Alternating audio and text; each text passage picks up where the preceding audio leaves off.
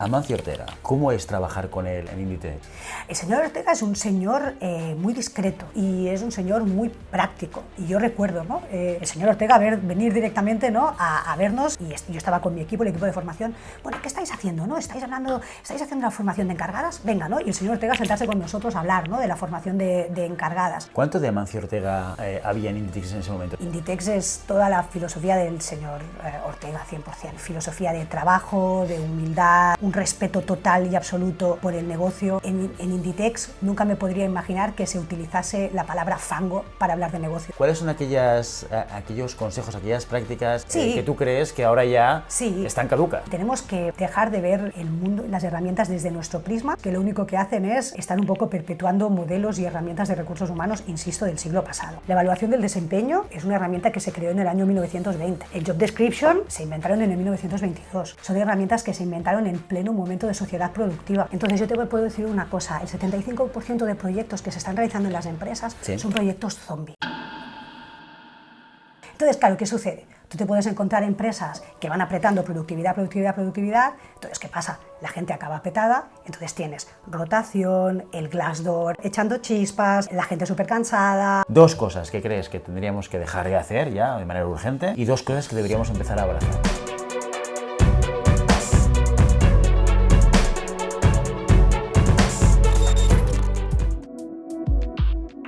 Siempre puedes practicar surf es el videopodcast de Global Human Consultants, presentado por Guillermo Cornet.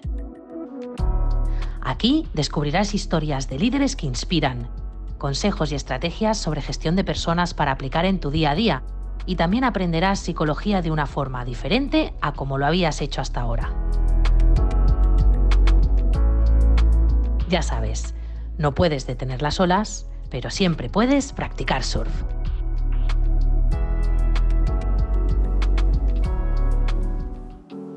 Hoy viene al podcast alguien que no necesita presentaciones muy largas.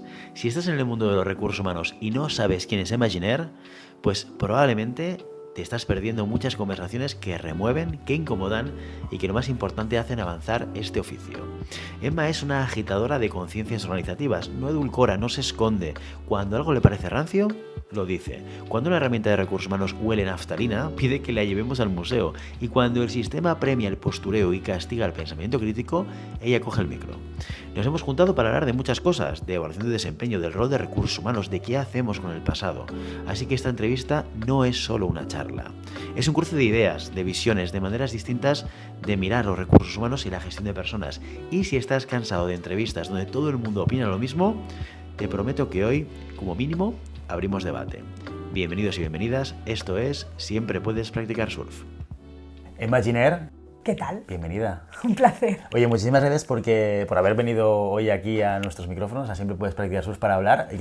Quiero, antes de preguntarte y de pedirte que nos expliques un poquito más sobre ti, voy a hacer una intro para explicar a la gente cómo hemos llegado hasta aquí, porque tiene gracia la historia. Va, Tiene venga, un poco de gracia. cuéntalo. A mí es la primera vez que me pasa, ¿eh? No sé si te haya pasado a ti Pues alguna la vez. verdad es que para mí también es la primera vez. Siempre hay una primera vez para todo.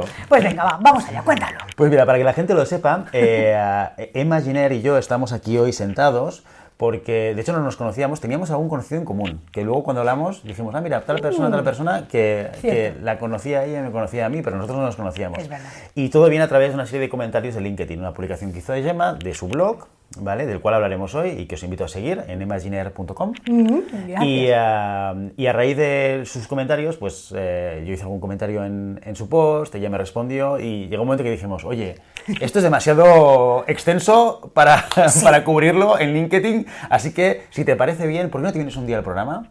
Hablamos de esto que es muy interesante, que son los temas... los temas candentes a veces de recursos humanos, ¿no? Sí. Y de los que se tiene que hablar, ¿no? Y lo compartimos. Y por eso estamos aquí hoy. Y aquí estamos, compartiendo. Exacto. Así que el formato de hoy va a ser un poquito diferente al que es habitual.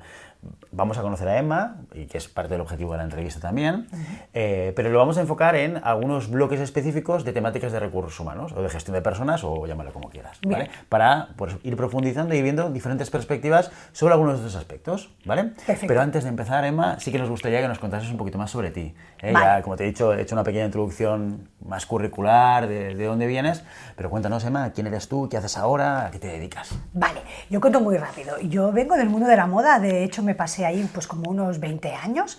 En esencia soy traductora e intérprete. Esto es ese curioso. el origen. Sí, soy traductora e intérprete. Entré en el mundo de la moda en Mango en el siglo pasado, cuando Mango estaba empezando a hacer su expansión internacional y necesitaba gente con idiomas en el área de producto.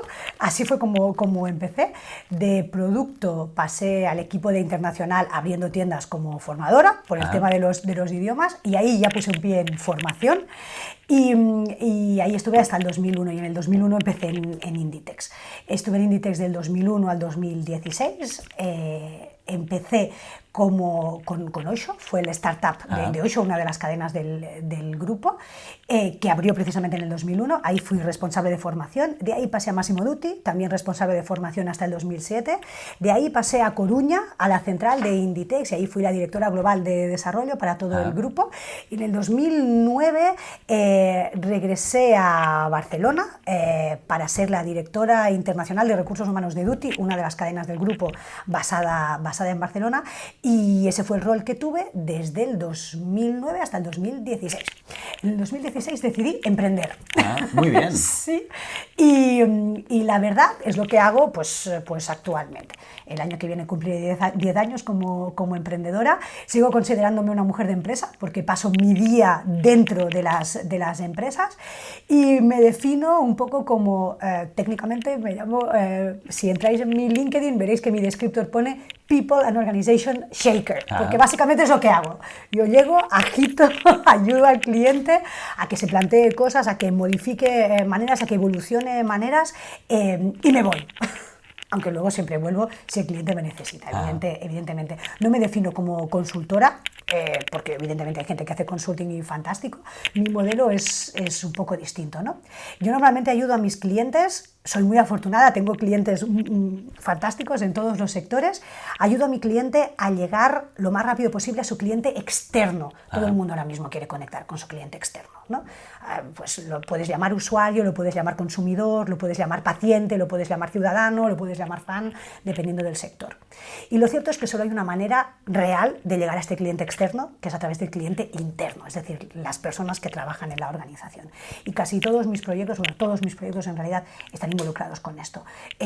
Dependiendo de qué departamento me llama, mis intervenciones son por un lado o por otra, pero siempre va de esto, ¿no? Cómo yo impacto en negocio y puedo llegar directamente al corazón del cliente externo a través de las personas que trabajan en la organización o que forman parte de la organización. Muy bien. Oye, o sea, muchísimo tiempo en retail. Inditex es una empresa que todo el mundo conoce, que todo el mundo... Icónica. No sé si esto incluso te diría que es de Inditex, ¿vale? Posible, es posible. Yo creo que es Massimo Dutti. Yo creo que es Massimo Dutti, porque yo he sido mucho de comprar en Massimo Dutti. O sea que de esto tengo bastante. Es una empresa que se conoce mucho, se conoce el producto, se conoce la marca, se conoce la tienda. ¿La gestión de recursos humanos cómo es en Inditex? Bueno, ¿sabes qué pasa? Yo ya llevo 10 años fuera del grupo. O cómo ha sido en su momento, claro. Entonces, claro, yo soy muy de la época del señor Ortega. El señor Ortega, afortunadamente, está ahí al pie del cañón, evidentemente. Pero digamos que yo he tenido la suerte de vivir esa época dorada de Inditex, de expansión de Inditex, apostar muchísimo por las personas, apostar muchísimo por la formación. Y al final acabas parametrizado, al menos todas las personas de Inditex de mi época. Yo recuerdo, ¿no? En mi época, que era directora de desarrollo, el señor Ortega venir directamente, ¿no? a vernos, y yo estaba con mi equipo, el equipo de formación. Bueno, ¿qué estáis haciendo, no? ¿Estáis haciendo la formación de encargadas? Venga, ¿no? Y el señor Ortega sentarse con nosotros a hablar, ¿no? de la formación de encargadas, que claro, después ya te acostumbras a que venga el señor Ortega, pero la primera vez flipé, ¿no? Es cierto que ese modelo es un modelo muy pegado a negocio, y el señor Ortega te enseña que todo entra por la tienda, evidentemente, de modo que tu cliente principal es la gente que trabaja en la tienda. En todas mis posiciones dentro de Inditex, y casi todas ellas han sido posiciones de dirección, te podría decir que el 90% de mi tiempo yo lo pasaba, no solo yo, sino mi equipo y toda persona en Inditex, el 90% lo pasas en la tienda, a pie de tienda, que es donde está tu cliente interno esencial, ¿no? Que son los equipos de venta. Y eso te parametriza mucho a crear herramientas co-creadas, a crear herramientas que ves que realmente tienen sentido con ese cliente interno, a crear mucha herramienta interna con ese sabor, ese ADN, ese lenguaje propio de la empresa, herramientas muy, muy únicas, ¿no? Que que cumplen una función muy clara y que conectan muy bien con ese cliente interno, y te acostumbras a ser un área de personas que muchas veces fuera de Inditex la gente me dice, bueno, pero eso no era recursos humanos, eso era operaciones. Digo, pues exactamente no sé cuál es el nombre de todo eso, ¿no? Pero al final es como tú conjugas people and business, ¿no? A mí una cosa que me sigue pareciendo muy curiosa es cuando la gente de recursos humanos habla de negocio en tercera persona y habla del negocio, ¿no? Y yo digo, bueno, es que en realidad recursos humanos somos negocio, ¿no? En este sentido, en mi cabeza no entra hablar de negocio en tercera persona. En realidad, negocios son personas, ¿no? Bueno, no lo decimos solo de Inditex, es una gran frase, ¿no?, del Simon Sinek, famosa, ¿no? Con lo cual, no acabo de entender por qué mucha gente de recursos humanos habla de negocio en tercera persona, como si, ¿no?, o como si fuésemos unos partners del negocio. No somos unos partners, somos negocio, ¿no? En ese sentido. Es cierto que Ulrich en los 90 lanzó, ¿no?, su teoría de business partner, que en ese momento fue revolucionario porque recursos humanos luchábamos, entre comillas, con el nombre de departamento de personal. Exacto. Pero a estas alturas del juego, donde todos ya sabemos, ¿no?, lo claro que está todo, es que nosotros somos un departamento, somos un área de negocio. Totalmente. Bueno, es que todo es negocio al final. Efectivamente. Es que, porque si no fuese negocio, Exacto. no existiría. Efectivamente. Totalmente de acuerdo. Exacto. Amancio Ortega. Sí. ¿Vale? Es una figura muy conocida. Claro. ¿Cómo es trabajar con él en Inditex? El señor Ortega es un señor muy discreto y es un señor muy práctico. Y yo recuerdo, ¿no?, verle ahí sentado en el comedor, ¿no?, con toda la gente, y es alguien que te enseña mucho, pues eso, a amar el negocio, te enseña a trabajar de una manera muy intraemprendedora, ¿sí?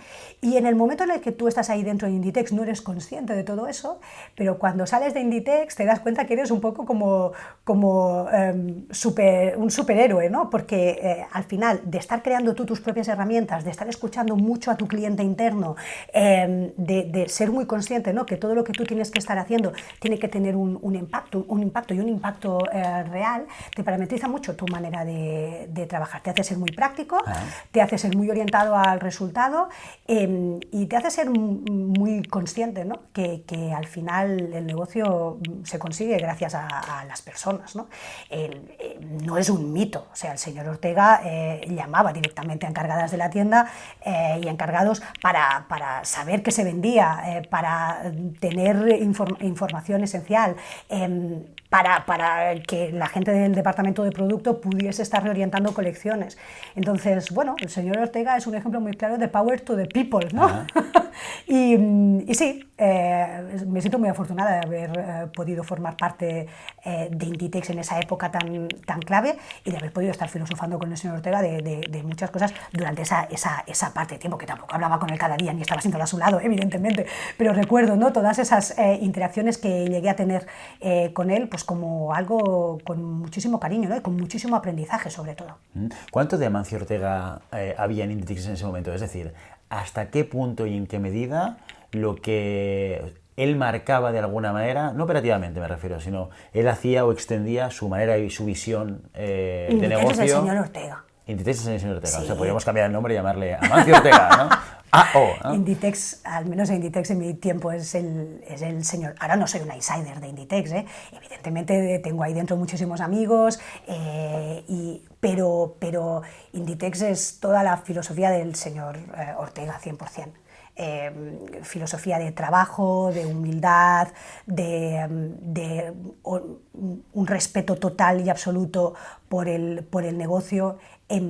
En Inditex nunca me podría imaginar que se utilizase la palabra fango para hablar de negocio, como he visto que se utiliza en muchos otros sectores, ¿no? Que cuando hablas de la primera línea o del terreno hablas del fango, ¿no?, en algunos sitios. La trinchera. Yo había escuchado de la trinchera. El fango no, pero la trinchera nunca en la sí. vida, ¿no? O sea, todos los departamentos, de hecho, servicios centrales se llaman servicios centrales porque estás al servicio de la tienda, ¿no?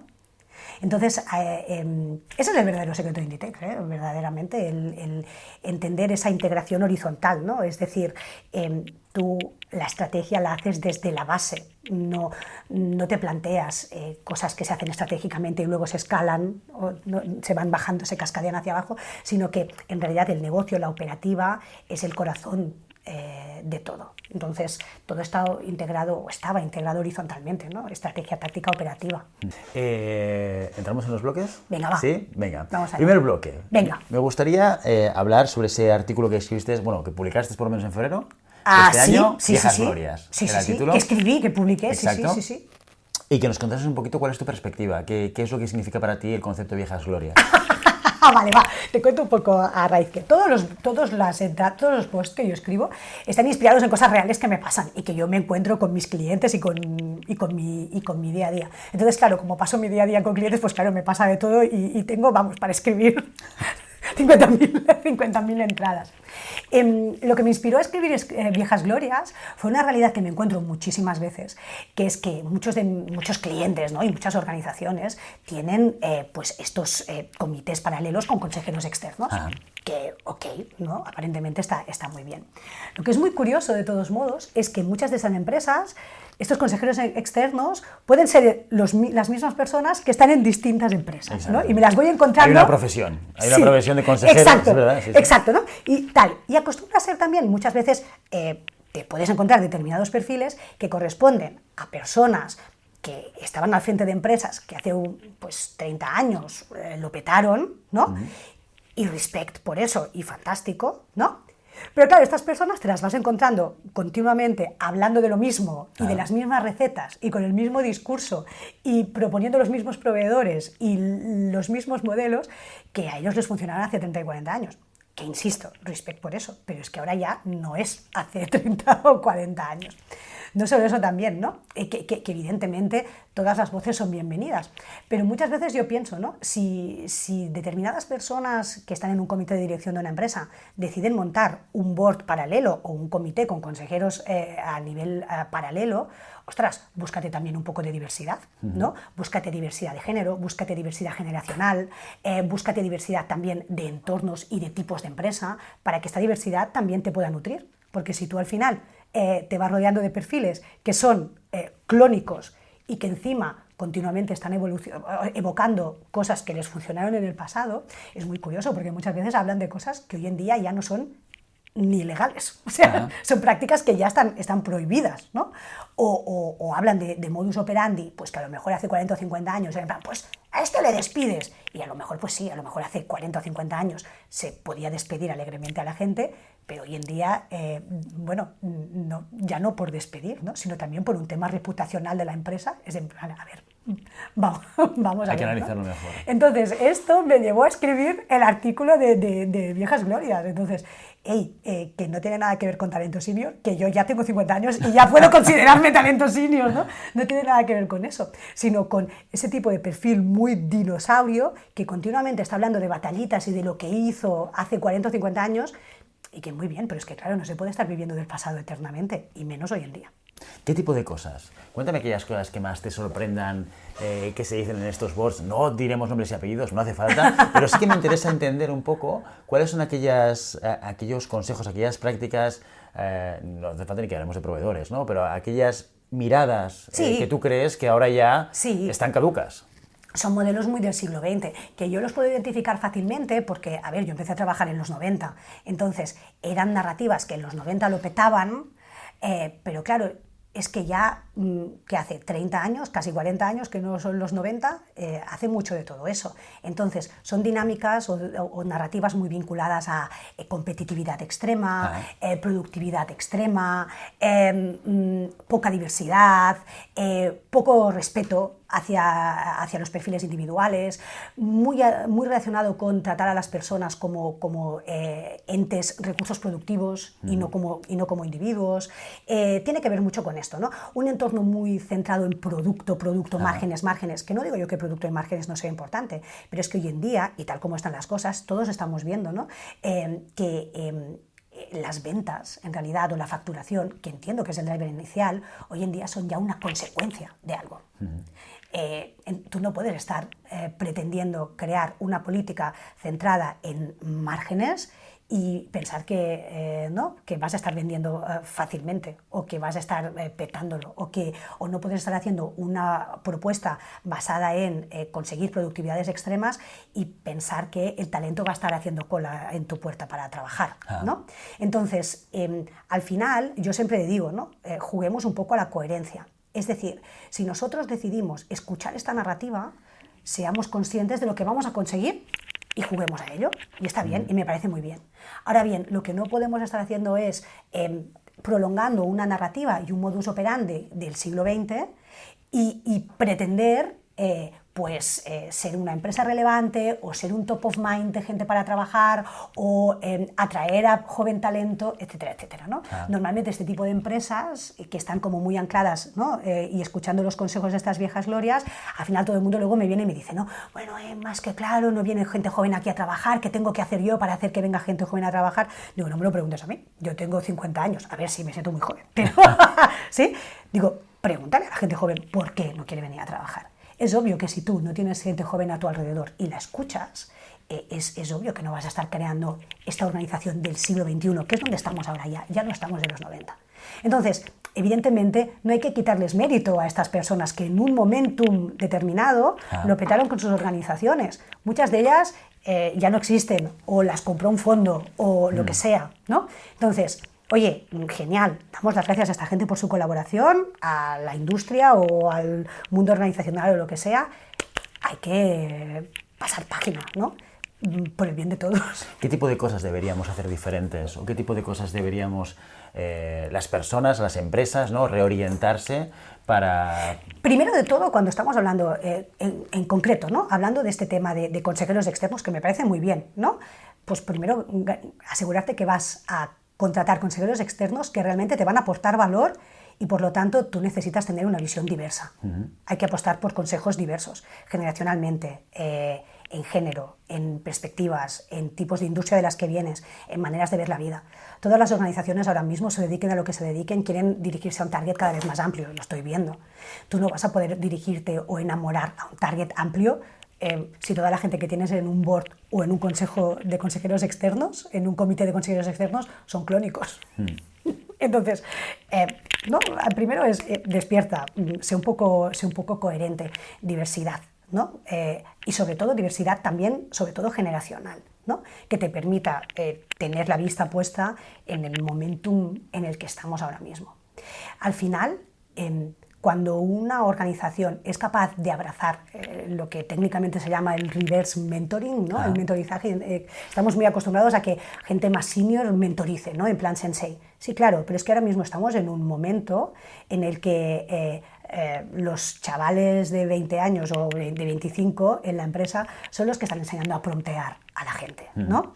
Entonces, oye, mezclémonos generacionalmente y oye, entre todos vamos a estar creando organizaciones que a nivel maneras de trabajar, metodologías, estándares, tonos, narrativas, podamos estar creando entornos donde todo el mundo tenga su lugar, ¿no? Porque al final, socialmente, todos tenemos que tener nuestro lugar, con lo cual en el mundo organizativo también.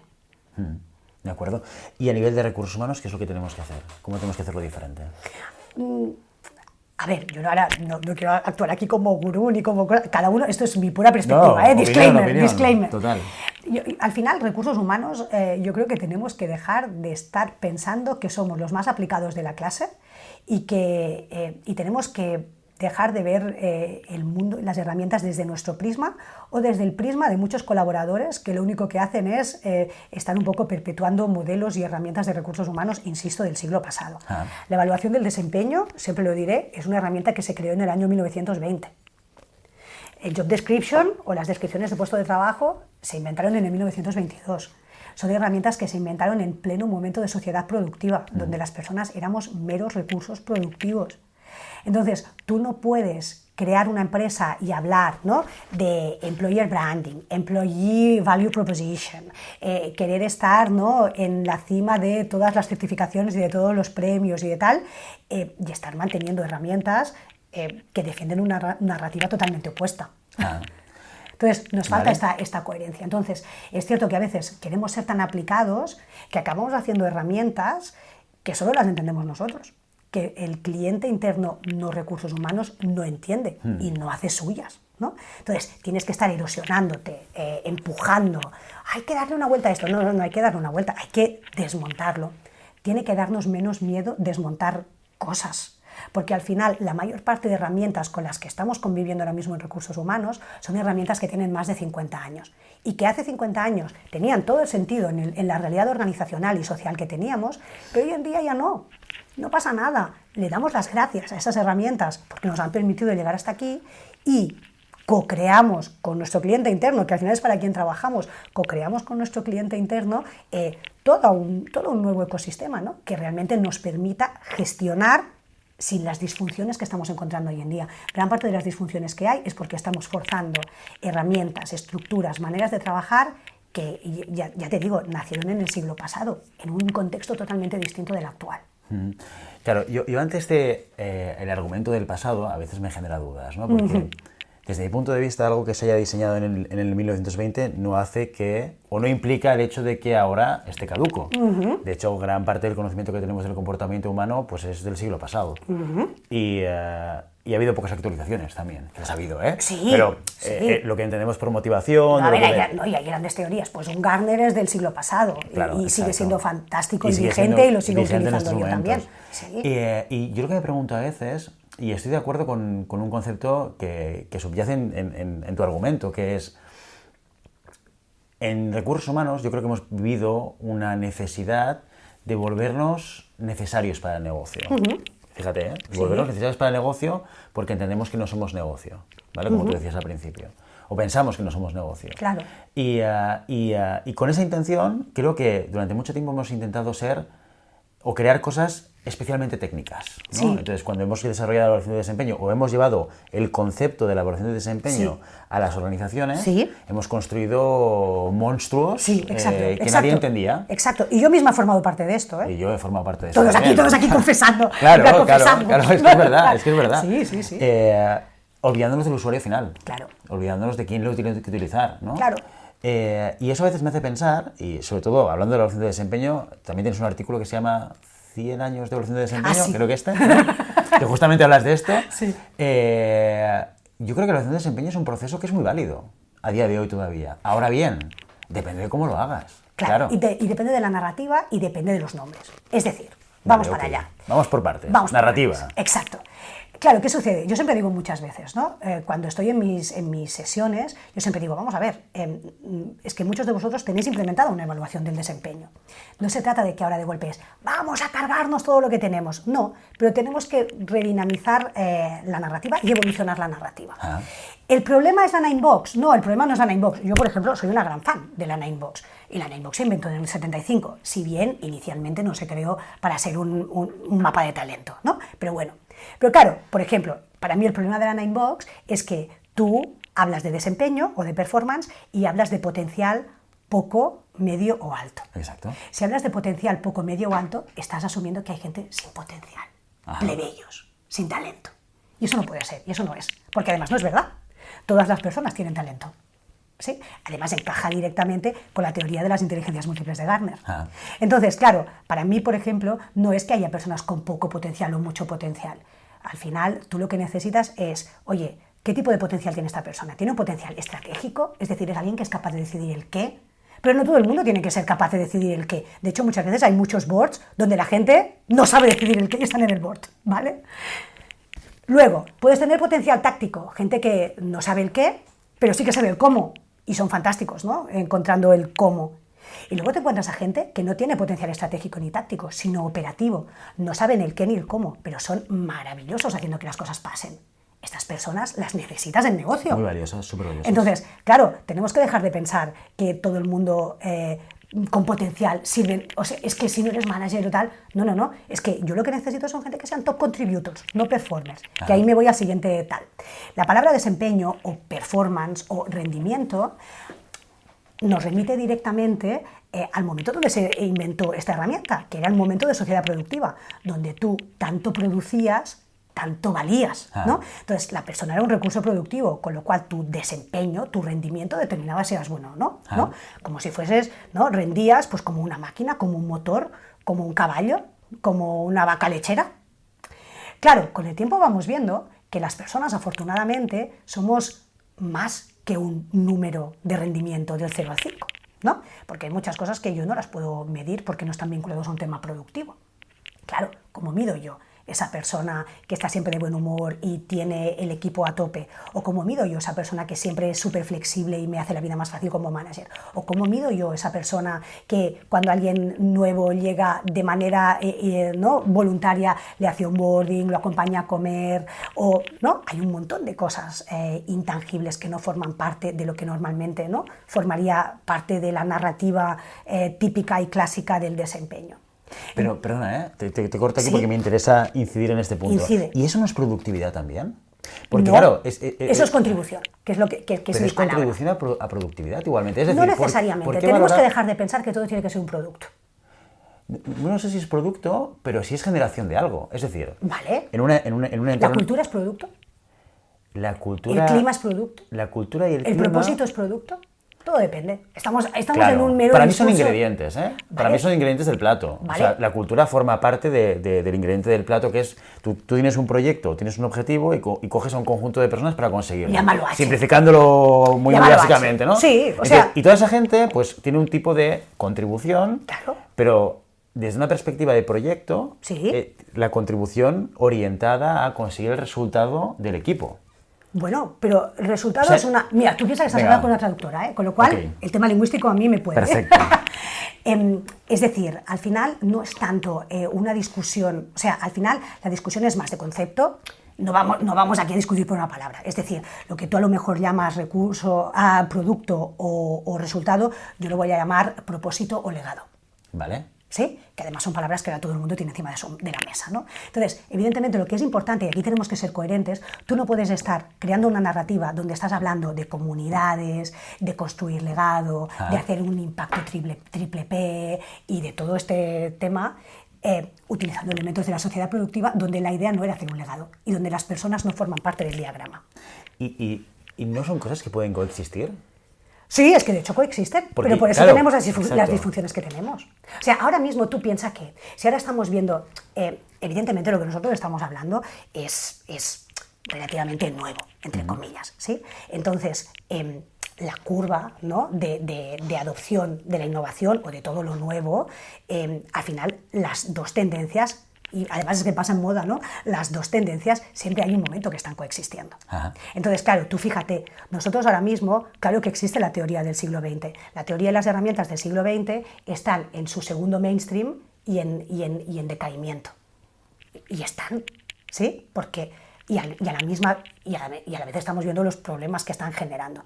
A la vez están subiendo nuevos modelos. O sea, los dos van a estar coexistiendo. Entonces, a la vez, ¿no? Hay gente que a lo mejor está empezando a utilizar la evaluación del desempeño, que son súper rezagados de la evaluación del desempeño, pero la están utilizando, a la vez que hay mucha gente que se está cargando la evaluación del desempeño porque han visto que les está produciendo más problemas que otra cosa. Entonces, estamos en un momento muy fascinante donde lo que es importante es ser coherente. Entonces, ya no es tanto el producto, ya no es tanto el qué, sino el por qué. Y el ser coherente con el porqué que tú decidas. Claro, yo es que tengo la perspectiva de que es diferente, un poco diferente, y es... Pero piensa que tú, o sea, esto es el Sí. día a día de mi trabajo, o sea, Sí, es sí, el sí, día a sí, día. seguro, Y seguro. no es un tema matemático, ni hay una respuesta Seguro, para todos. por supuesto que sí, por supuesto Sí. que sí. Lo que pasa es que me cuesta entender que, tal y como tú lo dibujas, como dos modelos que coexisten en el tiempo, pero que son diferentes, Lo son. yo lo veo un poco diferente. Yo creo que son cosas que se adicionan una a la otra. Es decir, el modelo productivo, desde mi punto de vista, sigue existiendo y sigue siendo importante y necesario. El qué hacemos sigue siendo importante y necesario, porque si no hay un qué queremos conseguir como equipo, Sí. no hay proyecto, no hay nada, no hay equipo. No hay, o sea, Pero antes hay una cosa básica que es el porqué. Mira, uno de mis grandes temas también es gestión de proyectos, es mi día a día. Entonces yo te puedo decir una cosa, el 75% de proyectos que se están realizando en las empresas Sí. son proyectos zombie. ¿Y por qué? Porque nadie se plantea el por qué. Todo el mundo está pensando en el resultado y todo el mundo está pensando en el cómo y en el qué. puede ser. Pero ¿qué sucede? Muchísimas veces, por ejemplo, ¿qué pasa con SAP? ¿No? SAP es uno de los grandes clásicos. Yo soy muy fan de Antonio Nieto Rodríguez. Antonio Nieto Rodríguez es el autor del libro de Harvard Business Review de Project Management. Fantástico. Y de hecho tiene una newsletter muy interesante y habla, ¿no?, que uno de los principales failures que existen en el mundo de Project Management son las implementaciones de SAP. Icónico SAP, ¿no? Total. ¿Por qué? Pues porque todos los proyectos de implementación de SAP están basados en el qué y en el cómo. Tenemos que implementar SAP, vamos a hacerlo así, estos son los deadlines, A priori tú vas a decir, pues estupendo, ¿no? Pues no, porque todo el mundo se olvida del por qué. ¿Por qué tengo que implementar SAP? ¿Quién está al final? ¿Quién es el usuario? ¿Por qué le va a beneficiar? Etcétera, etcétera. Entonces, el tema ya no es tanto el qué, ni el cómo, sino el por qué. Y además, hay un tema muy interesante. Tú imagínate, yo siempre digo lo mismo, mis clientes no son todas las empresas. Tampoco quiero que sean todas las empresas. ¿Por qué? Porque hay muchas empresas que están súper cómodas en el siglo XX. Y me parece genial si a ellos les funciona. ¿Sabes? Entonces, yo siempre digo, apostemos por la coherencia. Oye, ¿eres una empresa que estás cómoda en un modelo siglo XX, una narrativa del siglo XX y tal? Fantástico, adelante. Ahora bien, luego no te quejes de que no te viene la chavalada. Porque la chavalada, el modelo siglo XX no le mola. ¿Eres una empresa que quieres estar en otro entorno? Oye, estupendo, vengo y si es fantástico. O sea, hay empresas para todo, hay candidatos para todo y hay colaboradores externos para todo, afortunadamente, ¿sabes? Sí, sí, y entiendo lo que quieres decir, Sí. pero no veo esa divergencia. Bueno, yo no está la veo, bien. es decir... Pero yo no quiero cambiarte, es tu percepción, ¿eh? Me Claro, parece no, guay. Claro, sí, son opiniones Claro. que pueden ser diferentes. Claro. Es decir, yo sí que creo que la evolución en el mercado actual en el que vivimos, que es un mercado de desarrollo, de países con una situación económica de desarrollo como la que vivimos, que es, Sí. que es cómoda, Sí. el foco de la razón de ser, Sí. del para qué hacemos lo que hacemos, es Sí. muy importante. Sí. Es muy importante para tener a la gente motivada, para tener a la gente enfocada. Sí. Se ha vuelto una asignatura necesaria en cualquier proyecto que tú quieras montar en Europa, en Estados Unidos. Sí, pero fíjate, seguro. el para qué no es el qué y el cómo.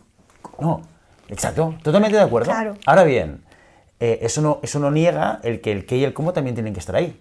Tienen que Sí, formar no digo parte de que la ecuación. no. Sí, yo no digo que no tengan que estar, pero yo lo que pido es que seamos coherentes. Yo, mira... Pero ¿por qué son narrativas diferentes? Esto es lo que yo no entiendo del discurso. porque Es decir, porque yo puedo mantener una narrativa que Sí. es... Tenemos que entender la esencia, ¿no? Como en Global, que decimos, impulsamos el bienestar de las personas en las organizaciones. Esto es el statement y un poco el para qué estamos donde estamos. Vale, y yo te preguntaría, este statement me parece guay, pero Vale. para que la propuesta de valor sea completa yo te diría, vale, ¿para qué?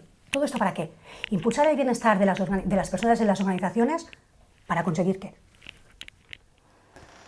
Para conseguir que la gente tenga un proyecto profesional adecuado a lo que está buscando y una empresa que tenga la gente adecuada para conseguir su objetivo empresarial. Vale, Sería pues está más o menos genial. esto. Mira, pues este es el mira, para qué. estupendo. Este es el para ¿Su qué. qué? Ahora bien, detrás de este para qué, debajo de este para qué, tenemos que tener el cómo y tenemos que tener el qué, que son Sí. también muy relevantes. Sí, claro, pero si no te digo que no.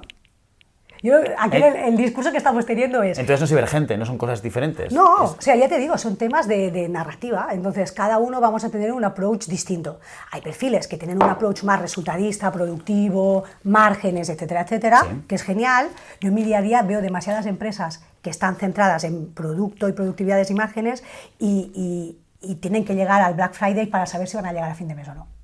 ¿Cuál es la realidad? Esto supongo que va a depender de entornos, ¿no? Los entornos donde yo me muevo normalmente, que son entornos gran consumo, deporte, B2C, bueno, ¿no? Que también hago mucho farma y es verdad que la farma cada vez, ¿no?, tiene mucho más de B2C. Es decir, los entornos que cada vez más trabajan cerca del cliente final, ¿no? que quieren llegar directamente a este cliente final, etcétera, etcétera. La realidad es que veo a nivel de su comportamiento y de su sostenibilidad, sobre todo, esta gran diferencia. Yo veo narrativas que están muy basadas en producto, margen, ventas como objetivo, ¿Sí? o producto, margen, ventas como consecuencia. Vale.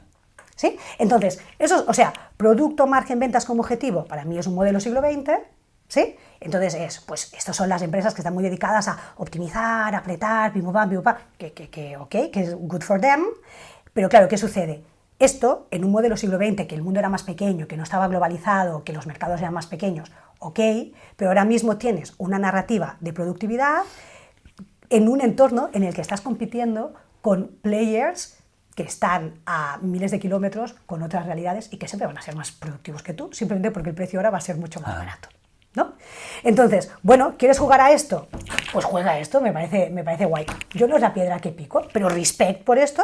Además hay proveedores y consultores que les gusta trabajar en estos entornos, está fantástico. A mí me interesa mucho más estos de aquí, que son, oye, yo quiero llegar a mis resultados, evidentemente, ¿no? Pero yo entiendo que mis resultados son la consecuencia de algo previo que tengo que hacer. ¿Sabes? Entonces, ese, que es un territorio siglo XXI, ese es mi territorio.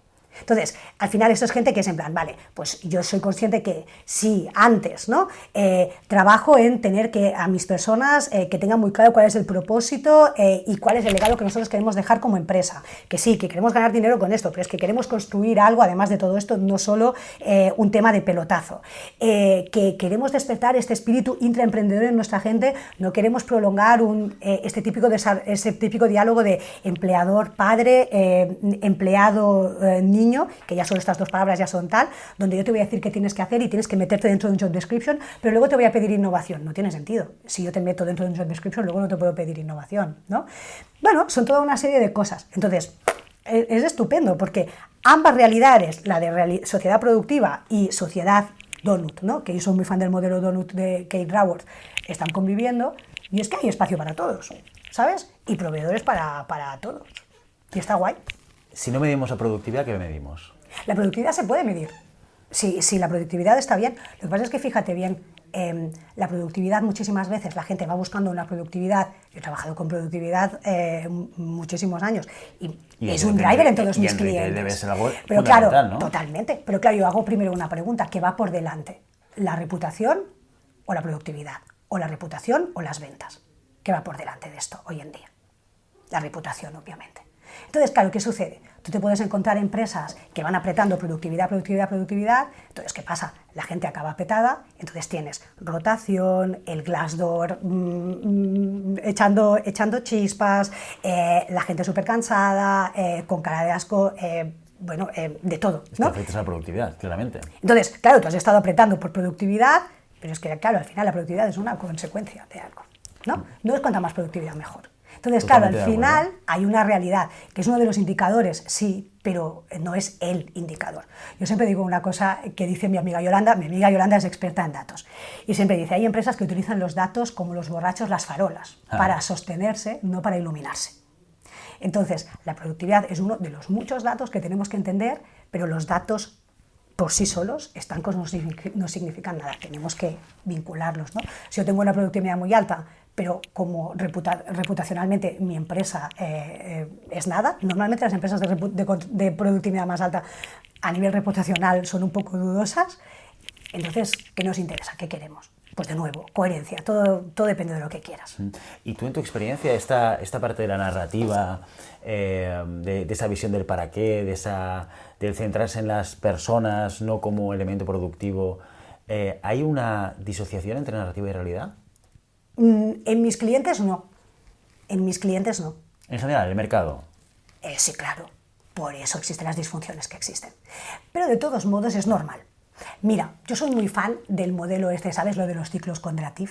Esto, no conozco. Bueno, ¿no? Dentro de lo que es el concepto así económico existe una teoría que son los ciclos Kondratiev, ¿no?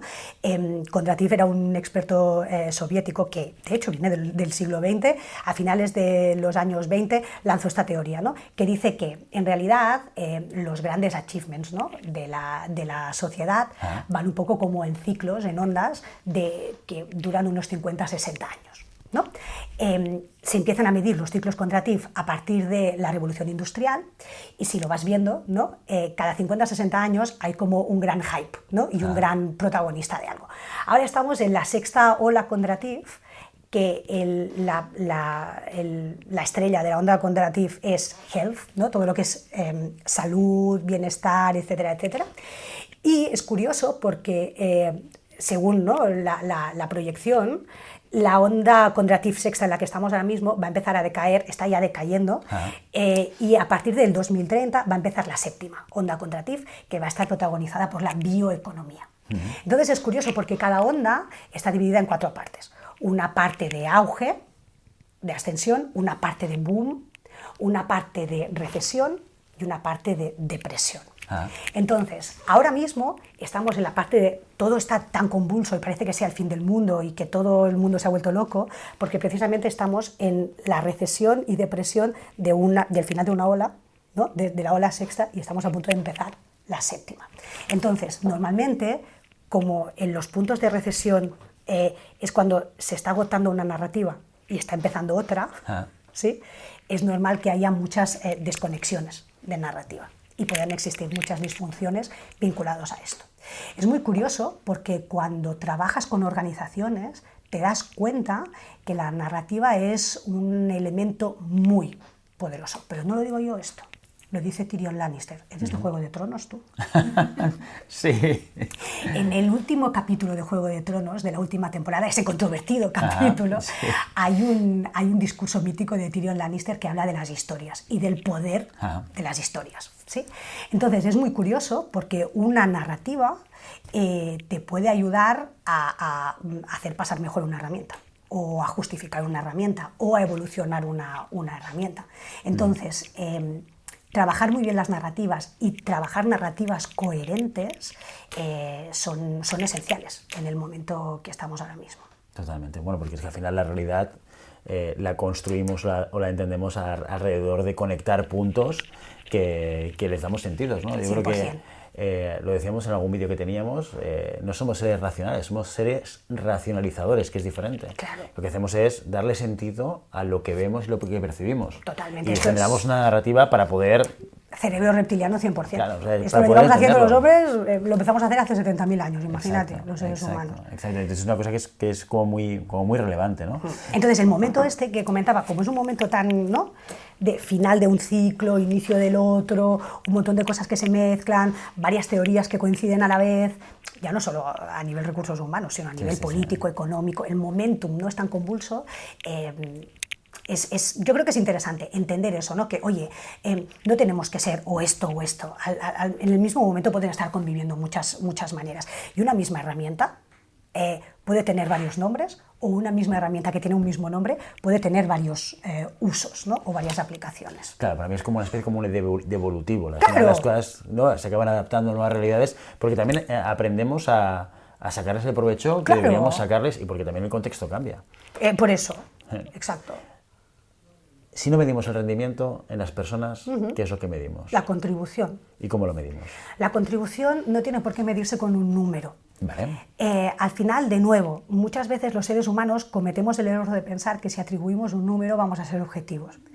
Los seres humanos somos sujetos, no somos objetos, por lo cual somos naturalmente subjetivos, no objetivos. Todo lo que hace el ser humano tiene sesgo.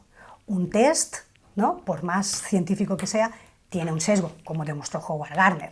El algoritmo tiene un sesgo, o sea, todo lo que crea el ser humano tiene un sesgo. Entonces, muchísimas veces, ¿no?, cuando tú utilizas, pues eso, ¿no?, la evaluación o lo que sea, se me pues este es un 5, pues este es un 4, no, pues es un 3. Vamos a atribuir los números de manera subjetiva, aunque nos pensemos que no. Entonces, es bastante hacerse trampas al solitario, pensar que porque pongo un número, el número va a ser objetivo. No es así. Entonces, yo, como todo el mundo, fui muy fan de la evaluación por competencias y de los modelos de competencias y los diccionarios de competencias, pues hace 20 o 30 años, ¿no? Y sin duda, pues McClellan, su trabajo está súper bien, ¿no? Y tal. Pero claro, al final... y sigue siendo válido desde mi punto de vista. Sí, lo que pasa es que tenemos que ser realistas, y es que cuando uno hace... los modelos de evaluación, por ejemplo, uno de los grandes problemas que tienen ahora mismo es que conjugan muchas veces evaluación y compensación y beneficios. Vale. Y eso es un error. Porque a priori, si tú utilizas un elemento de evaluación, es un elemento que está vinculado a desarrollo, a la vertical de desarrollo. Vale. ¿Sí? No la vertical de compensación y beneficios. Entonces, uno de los grandes clásicos que te encuentras es que normalmente la gente, pues si la evaluación está vinculada a tema de incentivos, la gente tiende a evaluar alto, ¿no?, para que los equipos cobren y por lo tanto no se les pongan de mala cara. Entonces es donde viene Recursos Humanos y dice que el tema de campana de Gauss, no sé qué, no sé cuántos, y ya está, y ya se ha creado el lío y la disfunción, o sea que aquí ya estás desacreditando la herramienta, ¿no? Entonces, claro, ¿qué es interesante? Bueno, lo interesante es cuando tú estás utilizando la evaluación desde un punto de vista de desarrollo, tú no necesitas medir numéricamente. tú, si estás viendo la contribución de alguien, tú puedes estar diciendo si esta persona tiene un nivel de contribución bajo, medio, alto, para clusterizar, o siempre, a veces, nunca. Entonces, es muy curioso porque la gente evalúa más cómodamente, el usuario final, no recursos humanos, evalúa más cómodamente cuando no hay números de por medio. Es súper gracioso esto. Y luego, si tú, evidentemente, quieres crear un modelo de compensación basado en desempeño, que no digo que no, pues hazlo basado por objetivos, pero no basado en evaluación, que son cosas distintas. Ok. Yo soy muy fan del modelo de objetivos y de OKRs y todo esto, pero para mí son dos herramientas separadas. Tú tienes una evaluación que te permite estar siguiendo el desarrollo y crear talent stories con tus personas, con tu talento, y luego tú tienes una herramienta que es una carta de objetivos o un documento de objetivos o tus OKRs o lo que sea, ¿sí? que es productivo. Y ahí sí que está vinculado a, oye, lo haces, qué nivel tienes, entonces, si tú quieres crear un modelo de retribución basado en eso, genial, pero no mezcles cosas porque son distintas. Pero yo creo que todo está, claro, en recursos humanos el problema seguramente es que todo está muy conectado, claro, al final. Sí, claro. O sea, sí, claro, pero para eso estamos nosotros, para ayudar a la gente a... Totalmente, a conceptualizar. Claro. Yo estoy muy de acuerdo, yo creo que son mensajes que hay que transmitir con mucha claridad, porque si no... Claro. Nosotros llevamos muchos años en recursos humanos y ya la narrativa o las palabras o los conceptos los tenemos claros, pero la gente no. Claro. ¿no? Y ahí estoy de acuerdo en que hay que ser muy claro en la separación de los diferentes procesos, porque la gente los mezcla continuamente. ¿Por qué? Porque tampoco tienen la formación ni la experiencia para y heredas la diferenciarlos. herramienta, y como la has heredado así, dices, ay, le tengo que dar una vuelta a esta evaluación, y te crees que darle una vuelta es ponerle unos logos chulos o digitalizarla. Claro, que es un gran clásico, ¿no? Muchas veces, ay, hemos creado una gran novedad, hemos digitalizado la evaluación. Bueno, a ver, que tú tengas un software, o sea, que esto lo tengas en un formato software, es lo mismo. Pero yo creo que lo que confunde confunde mucha gente, muchos clientes, que piensan que lo importante es la herramienta. No. Yo cuando me enfrento, yo sigo implementando evaluaciones de desempeño. Claro. Mejor, mientras me paguen, pero mejor, así tú tendrás tus clientes y yo los míos. Claro, es fantástico. detrás mío vas tú. Estoy encantado. Pero luego voy yo ya. Exacto. Pero fíjate que el problema, o uno de los retos que yo tengo cuando yo me siento con un cliente y intentamos implementar un sistema que ayude a generar ese proceso de feedback, de desempeño y demás, yo les digo, el proceso no es importante. Eso es lo que intento transmitirles, que eso que no, lo que a priori no ven. Claro. Digo, el proceso no es importante. El proceso... La narrativa, ahí tienes que inventarte una historia. Exacto. Y claro, yo les digo, y el proceso lo podemos dibujar de 1000 maneras diferentes. Claro. ¿Sabes? O sea, y podemos ser... Y herramientas, y yo he sido de los que he defendido el diccionario de competencias detallado hace muchos años de esto. Ay, sí. Y ahora me lo cargo. Claro, y ahora me lo cargo. ¿Por qué? Porque, tú también. Claro, ¿Ves? porque no es útil para el usuario. Date 2 años. Yo estoy de acuerdo contigo. En 2 años te has cargado el desempeño. ¿Sí o qué? Te lo veo. Bueno, mira, que te brillan los ojos. No saques la bola de cristal, no saques la bola de cristal. Pero sí que es cierto que... El ciclo Condrativ dice que te vas a sacar. Sí, no, oye, estoy en la parte de abajo. Ahí está, estoy en la parte de ya abajo. te está sacando. El tema es que... nos hemos olvidado del usuario, entonces, claro, cuando yo me enfrento a esto les digo, mira, el proceso no es importante, olvídate, o sea, lo vamos a dibujar como queramos, decidiremos pero no es importante. No. Esto es una herramienta y el software es importante, está bien, o sea, digitalizar está bien, te va a facilitar, tal, no es la clave. Claro. La clave es que tus jefes de equipo sean capaces de identificar qué es lo que hace bien la gente, qué es lo que tiene que mejorar, y sea capaz de explicarlo. Claro. De manera muy simple, y tu misión que es la base. Es crear una herramienta que sea fácil de abrazar y que esta gente no tengan que dejar su operativa diaria para hacerlo. Que sea facilitadora. Pero claro, si les damos esas... ¿no? Exacto. El lenguaje de competencias, con mucho cariño, yo también he sido muy fan, pero el lenguaje de competencias es algo que entendemos nosotros. La gente en los recursos humanos le toca un pie. Bueno, es que la gente que no es de recursos humanos lo que hace es coger el formulario y hacer ABC, y ni lo lees. No es que te diría, es que no lo comprenden, no, lo comprenderían, pero es que les toca un pie. Claro, es que no, porque no les da ningún tipo de soporte ni de ayuda. Ahí está el tema. Entonces, acabamos creando herramientas que nos encantan a nosotros o los proveedores que nos están ayudando, pero que a nuestro cliente final le tocan un pie. Y además son herramientas feas, largas, pesadas. Si este jefe de equipo tiene que sacar a su operario durante 3 horas para hacer una evaluación, que además, ¿no?, es como cansina, es que, ¿cómo no vamos a tener que ir empujando a la gente? Pero el problema, desde mi punto de vista, o sea, la herramienta no facilita. Eso está claro, Es en plan, ¿vale? venga. Pero el tema es la cultura del feedback. Es Claro. cómo consigues que la gente tenga... Porque luego se genera la contraparte de todo esto, que Claro. es... Dar feedback es complejo. Claro, claro que Es lo una, es. y es una palanca Sí, fundamental poderosa, de desarrollo poderosa, de personas. poderosa. O sea, es una de las claves para poder Claro. tener un equipo que esté funcionando. Total. Y el problema es este, o sea, insisto que cuando hago esos proyectos sí que nos centramos en el proceso porque el cliente le interesa, le da tranquilidad. El Claro. cliente que te contrata, Claro. el director general, le da tranquilidad. Pero fíjate... El dibujo. Claro, pero ¿sabes? fíjate, es siglo XX. Entonces, como estamos, Sí, no y sé, que está muy no, guay... pero no sé si es siglo XX Pero fíjate, o es si- falta de, si tú lo de piensas, entender el problema. Si tú lo piensas fríamente,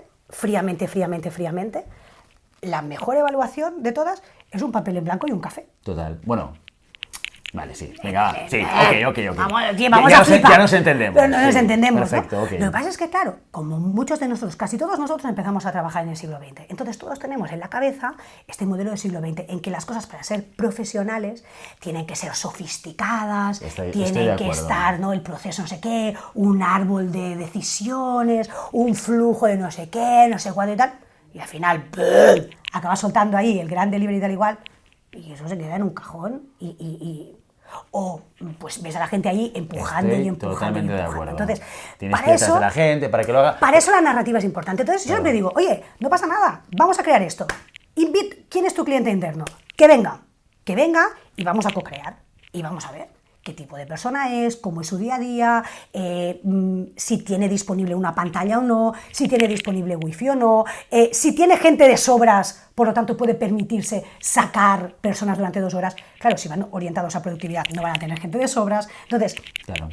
es estar teniendo en cuenta todos estos elementos para estar creando las herramientas justas. Totalmente. ¿no? Y esa es la y que vaya al magnitud objetivo, que es de- eso que yo insisto muchas veces. Lo importante, porque a veces sí que es cierto que hay jefes de equipo que dicen, y es normal, ¿eh? Es que en Recursos Humanos he diseñado esto y yo, claro, al final lo hago por cumplir. Yo les digo, mira, Y tienen razón. claro que tienes razón, pero creo que la perspectiva debería ser diferente. Debería ser, olvídate de la herramienta. Claro, Piensa en la esencia del proceso. ¿Cuál es la esencia del proceso? Que yo me siente con una persona una vez al año y haga balance. ¿Qué hay de malo en eso? nada, pues ¿Eso es útil? Totalmente, pero es que invítales desde, o sea, tú fíjate, si hablásemos más con el cliente interno, o sea, si formásemos parte del escenario del Total, cliente interno, total. hay una cantidad de cosas que debemos productos, diferentes, proyectos y cosas que hacemos mal encaminados, que desde el principio serían ganadores. ¿Sabes? Sí, sí. Y acertaríamos a la primera. Pero bueno, de nuevo, es un tema de narrativa y de ir entendiendo, ¿no? Es en plan, oye, ¿qué sucede? Hay un libro muy gracioso que se llama Elogio del desorden, que habla precisamente, ¿no?, de esta gran obsesión que teníamos en el siglo XX de, venga, grandes softwares centralizadores de cosas o grandes sistematizaciones de no sé qué, no sé cuántos Sí, y tal. sí. Claro, vivimos en un entorno donde cada día tenemos un show distinto y esa es la realidad, ¿no? Y las organizaciones cada vez, oye, cada 2 por 3 se están reorganizando, están apareciendo herramientas nuevas, roles nuevos, historias nuevas, con lo cual no tiene sentido estar invirtiendo en procesos y herramientas rocambolescos y súper sofisticados. Sí, Entonces, ha cambiado mucho el mundo. ¿eh? Entonces- Bueno, tú también lo has vivido como yo Claro. lo he vivido, que antes, pues, Claro. claro. Pero es que Entonces, tecnológicamente apostemos tampoco por estábamos cosas- preparados a eso. Claro, apostemos por cosas más ligeras y oye, y no pasa nada. O sea, ¿no? La mentalidad agile, tú falla rápido y falla barato, ¿no? Entonces, oye, Exacto. que hemos hecho una cosa pues así fácil y no sé qué y no funciona. Bueno, pues oye, pues de perdidos al río a otra. Ahora, claro, si has hecho una implementación de años y de siglos y te has gastado un pastón y no sé qué, no sé cuántos, claro, imagínate, ¿no? O sea, es Bueno, una claro, es que pérdida no lo puedes de- tirar para atrás, ni que sea por decir que no te has equivocado. Esto Claro. pasa muchas veces también, ¿eh? Claro. Y así están las cosas. Bueno, claro. Es que la vida es un poco compleja a veces. Ay, ¿no? amigo. Es un poco compleja. Si lo pudiésemos arreglar todo aquí en este podcast, Exacto, exacto. imagínate. Sería muy fácil. Sería total. Rendimiento compensación. Va, Venga, va. porque yo siempre tengo el tema en la cabeza de la postura que yo también comparto desde la perspectiva, si quieres, de la narrativa. Venga, ¿vale? va. Creo que el desempeño tiene un foco esencial, que es el desarrollo de las personas. Lo tengo, desde mi punto de vista, lo tengo claro. El desempeño debería ser ese foco. Bueno, pues ¿vale? tu opinión, bien. Correcto. Además, te veo tan convencido, bien. ¿Verdad? Ok. ¿Sí? Sí. Pues, ¿Quién soy yo para negártelo esto? Imaginer. No, pero a ver, es normal que cada uno Yo tenga creo que el gustos al desempeño respecto. tiene un foco que tiene que ser el desarrollo. O sea, si yo me siento con alguien para darle feedback es porque quiero que mejore en lo que está haciendo, ¿vale? O que refuerce lo que ya está haciendo bien. Sería un poco el concepto. Vale, bien, ¿vale? ok. ¿Qué es lo que pasa? ¿Esto tiene que ir vinculado a la compensación? De manera directa no, porque entonces contamino esa conversación. Si yo me siento contigo y estamos pensando en qué te va a dar la compañía posteriori, esa conversación ya no es de desarrollo, es una conversación de cómo consigo que tú te lleves el incremento que yo creo que te lleves. Entonces contaminamos toda esa conversación y ya no tiene sentido. Ya está. ¿Vale? Y la matamos, ¿vale? Sí que es verdad que cuando me voy a la compensación, me cuesta mucho pensar cómo yo puedo decidir un incremento retributivo de alguien de un equipo si no tengo en cuenta el que ha conseguido, léase objetivos, y el cómo lo ha conseguido. No, pero si esto no te digo yo que no. O sea, es decir, el tema productivo está guay vinculado a otra herramienta. ¿Productivo te refieres al qué? O sea, objetivos. O sea, yo llamo productivo lo que tú llamas desempeño, me parece. Vale, creo, okay. ¿no? O sea, es decir, lo que yo, las ventas que consigo, los leads que genero, Para mí eso es una parte del desempeño. Por eso, entonces, para mí eso no forma parte del desarrollo, sino que yo puedo vincularlo a un documento de objetivos o OKRs o lo que sea, que es un documento vinculado a aspectos más productivos o de desempeño, que yo esto sí que lo puedo vincular a un tema de compensación y beneficios si yo lo que quiero es estar retribuyendo por objetivos. Eso sí. Pero ¿no crees que también es importante tener en cuenta el cómo hace las cosas la gente? Porque para mí son dos temas que es importante tenerlos en cuenta. Esto para mí es una consecuencia. Entonces, es una consecuencia tangible. Lo que pasa es que a veces no, ¿eh? Es decir... Dime un caso en el que no. Por ejemplo, yo puedo tener una persona dentro de mi equipo que esté desarrollando una serie de habilidades que le ayuden a mejorar su desempeño en sus responsabilidades o a generar mejor ambiente, como tú decías antes, ¿vale? Y eso no necesariamente está impactando directamente a los objetivos que le he marcado este año. A los objetivos de producción no, pero le puedes marcar otros. Claro, si en esos objetivos le pongo objetivos Sencillo. cualitativos. No, es muy sencillo. Es muy sencillo. Venga, va.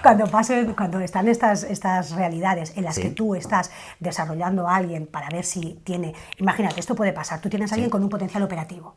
¿Sí? Vale. Entonces, tú quieres estar viendo, y esa persona es fantástica y es un top contributor y podría estar ahí siempre, ¿vale? Con lo cual, fantástico, porque tú necesitas top contributors a nivel operativo, que es el nivel primera línea. O sea, gente que hace bien su trabajo. Vale, me voy a la tienda Zara, voy a la tienda Zara, ¿vale? Para verlo bien. Yo tengo un perfil operativo que es una vendedora de una tienda, ¿sí? Entonces, yo, evidentemente, para que una tienda Zara venda, son las vendedoras las que venden. Si yo no tengo vendedoras brillantes, una tienda Zara no vende, ¿no? Entonces, para mí una posición de vendedora top contributor es esencial, ¿sí? Súper esencial. Imagínate, con lo cual yo puedo estar haciendo toda mi carrera, o sea, no me considero menos por ser vendedora, porque es la clave del business, ¿vale? Bien. Imagínate de todos modos que yo esta vendedora quiero ver si tiene un potencial, o sea, ahora mismo es potencial operativo, pero yo intuyo que puede tener un potencial táctico, ¿vale? ¿Sí? Es decir, que tiene atisbos de tener potencial de el cómo. ¿Vale? Y a lo mejor yo la puedo empezar a preparar, no directamente como responsable de sección o manager, sino como supervisora, ¿no? O como responsable de una línea de productos. O sea, que ves una serie de habilidades que piensas que le pueden venir bien para un reto posterior. Eso que tú me estabas hablando, ¿no? Vale. Entonces, ¿qué voy a hacer entonces con esta persona? Para poder crear un entorno retributivo ad hoc a todo esto, porque lo que ella va a estar desarrollando son temas más vinculados con soft skills y tal. Le voy a dar una misión. ¿Sí? Entonces, imagínate que yo lo que quiero es ver a esta chica si tiene potencial para gestionarme. A lo mejor no la voy a poner a gestionar todo un departamento entero, pero la voy a poner a gestionar el calzado. Vale.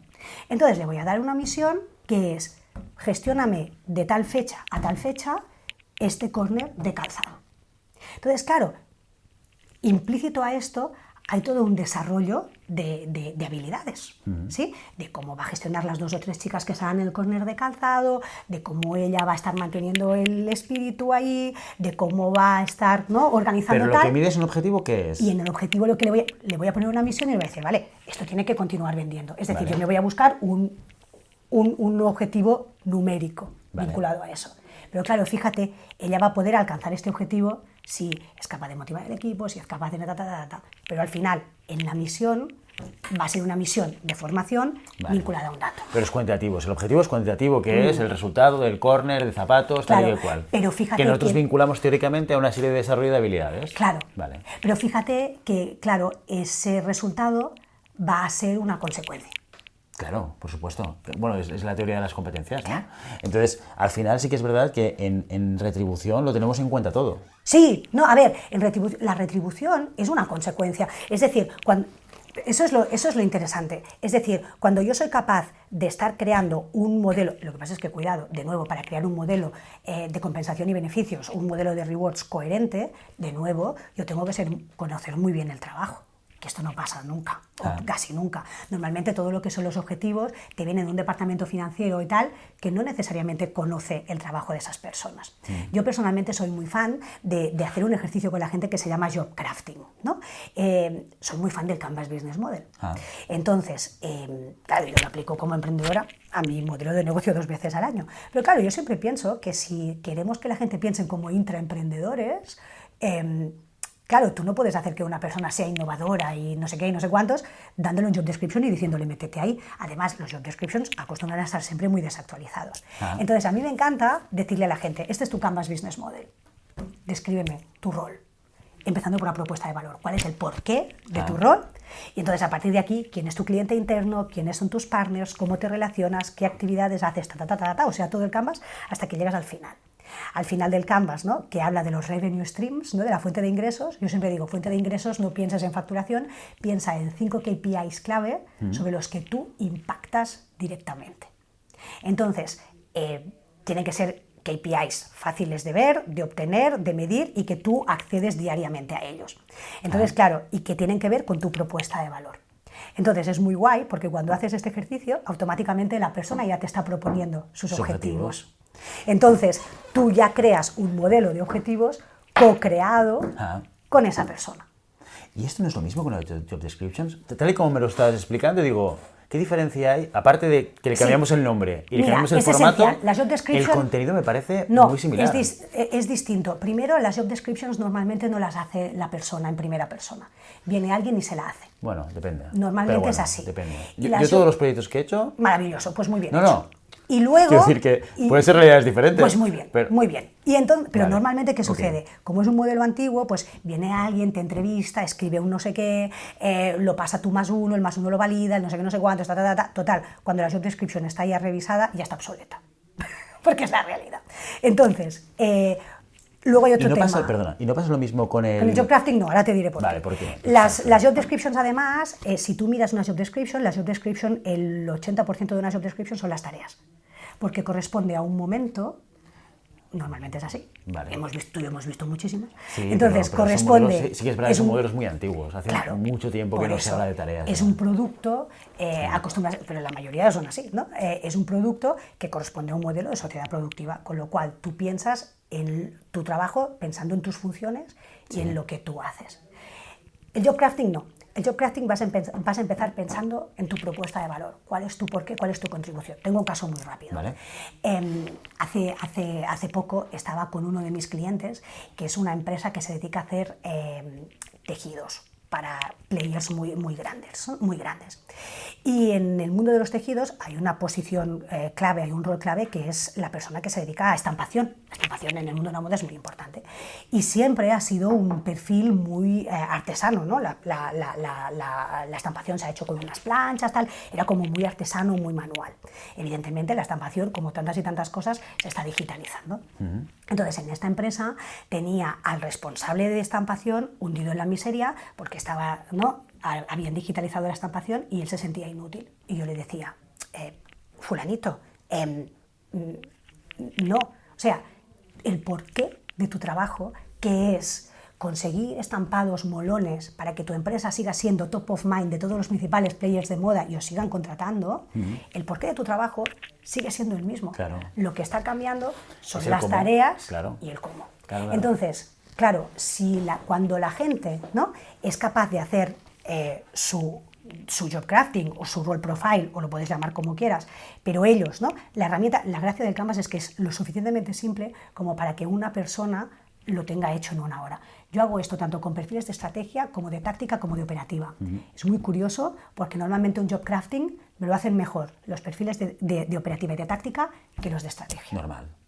Pues más complejo. Esta parece que la operativa es más tangible lo que Pero no hacen. me digas que no es preocupante, porque claro, No, si bueno, la clave... no sé si es preocupante o no, sí que pero es. lo entiendo, Sí, lo comprendo. Vale, pero fíjate, si el punto de partida es el porqué, si los equipos de estrategia, que son los que trazan el porqué de la empresa, el porqué no lo tienen claro, mal asunto, compi. Es verdad, tienes toda la razón del mundo, pero es Oye, mucho más gracias. complejo. Vale, entonces, ahí está el tema. Entonces, son un poco las grandes diferencias, ¿no? Lo que es interesante, de nuevo, es cómo vamos utilizando herramientas. Al final, un Canvas Business Model lo crea en el 2009 Alexander Osterwalder para crear empresas. Pero claro, tú lo piensas fríamente y qué diferencia hay entre crear una empresa o crear tu rol o hacer un update de tu rol. Lo gracioso también del Canvas es que yo lo utilizo con muchísimos clientes y en distintos entornos. Entonces, al ser una herramienta tan amigable para el final user, en este sentido, tú además también la puedes actualizar. Al final, las empresas cada año van cambiando sus estrategias, lo cual quiere decir que cada año, cada persona, sus roles Puede cambiar, evolucionan, claro, ¿no? Y eso es muy interesante. Sí. Entonces, cuando tú tienes el Canvas, te permite ir evolucionando tu rol y luego te permite hacer un ejercicio muy saludable, que para mí es el team building absoluto, que es hacer un team Canvas. La gente hace team buildings y me parece muy guay lanzarse en paracaídas y hacer cosas de estas y fantásticos, que yo soy la primera que me apunto a un bombardeo. Pero claro, para mí el team building absoluto es, cómo cada uno de nosotros del equipo llegamos con nuestro Canvas individual y todos contribuimos y creamos este Canvas, ¿no? ¿Cuál es el porqué de este departamento? ¿Quién es su cliente interno? ¿Cómo impacta en este cliente interno? Etcétera, etcétera, ¿no? Esto es muy guay.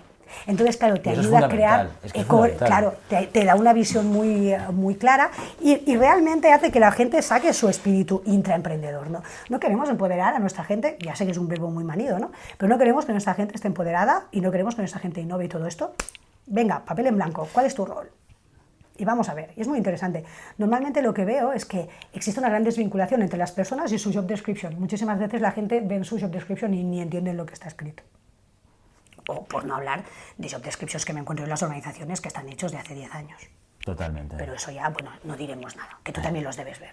Exacto. No, yo esto hace mucho tiempo que no lo veo, porque el modelo de job description sí que es verdad que va evolucionando, porque el contexto cambia. Yo creo que hace 50 años, hace 60 años yo no trabajaba, entonces me lo imagino, no lo sé, pero me puedo imaginar que los trabajos eran más estables, con lo cual tú podías hacer una descripción. Y ahí se quedaba forever and ever. Sí, y a lo mejor no caducaba, o tardaba mucho en caducar, Claro. porque los entornos no eran tan cambiantes. Ahora Era mismo, mucho más lento, además. Claro, ahora mismo es imposible, es inviable. Ahora bien, a veces me encuentro todo lo contrario, que es equipos que consideran que no tienen que definir nada, que yo creo que es es un poco complicado estar sin definir. Exacto, es el pasarme de frenada. Es un ¿sabes? poco complicado. O sea, con la voluntad de la flexibilidad, y esto me lo he encontrado mucho, sobre todo en startups, cuando llegan a un punto de crecimiento. Cuando encuentran unas startups que son 2, 3, 4 personas, aquí qué job description, ni qué job crafting, ni qué... Aquí estamos todos para todo y lo que hay que hacer es vender, marketing, operaciones y todo esto ya está. Y ya nos lo repartimos y cada uno hace lo que puede.